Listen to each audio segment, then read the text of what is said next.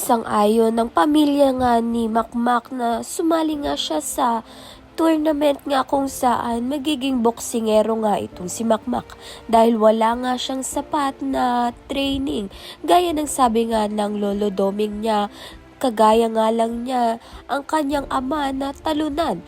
Concern lang naman nga ang Lola Gloria at Nanay Nadia nga niya sa kanya dahil nga baka hindi nga kayanin ni Makmak. Nagdadalawang isip naman nga itong si Makmak na wag na nga tumuloy. Subalit ang nag-push nga sa kanya ay ang pangungutya nga sa kanya nito ni Lance at ng mga kaibigan nito na hindi nga kakayanin ni na Makmak.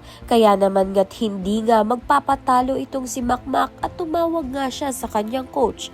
Nasasali na nga siya sa tournament. Bago nga lahat yun ay nag-focus nga siya sa pag-iensayo kasama nga ng kaibigan nga niya. At dito kinabukasan nangyari na nga ang tournament. Sapat na nga kaya ang lakas ng loob ni Makmak upang talunin nga itong si Lance. Dahil sa kayabangan nga nito ni Lance, matatalo nga kaya niya itong si Makmak. Kaya naman nga't yan at iba pa ang dapat nating pakaabangan. Maraming salamat sa iyong panunood.